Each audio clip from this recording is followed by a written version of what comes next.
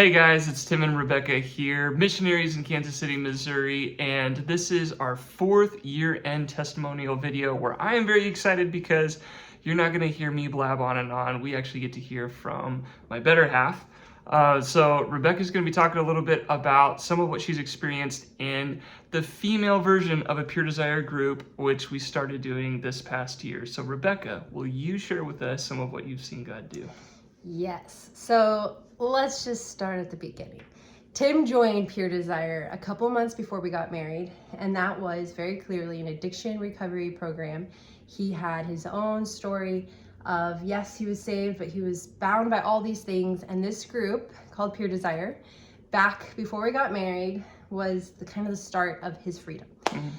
So 10 years later, here I am, actually I guess 9 years, because it was this time last year, and the Lord was really prompting me to go again, re-enter the recovery season. Like, I had done so much recovery work in our 10 years of marriage, but most of that was in the first 5 years, and up to this point, I'd spent a relative plateau of peace where I got to just enjoy the fruit of all that labor, but I wasn't necessarily striving for greater growth. And the Lord was like, it is time. And I was like, oh, but is it? And so I really wrestled. And it was last Christmas, right before the 25th, that I was like, you know what? I'm just going to throw my hands up in the air and say, okay, Lord, I will do whatever. And Pure Desire Ministries, the women's side of it called Unraveled, was what the Lord was really prompting me to begin. And I was like, God, like, that's an addiction recovery group. And I don't have any addictions.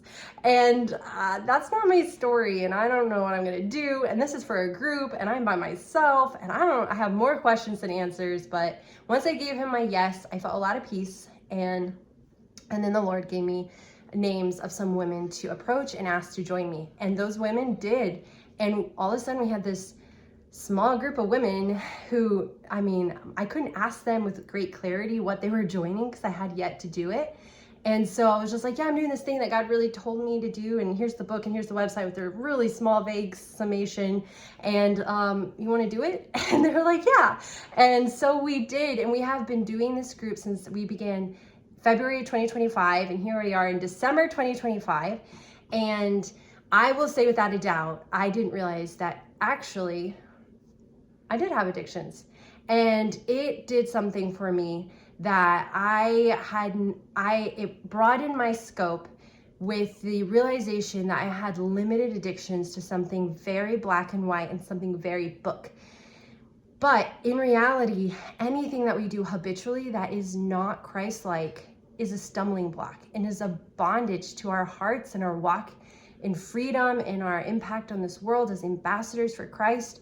And he has set me free on a greater level in so many areas, in habits that I had, ways of thinking that I've had, ways that I've approached people and relationships.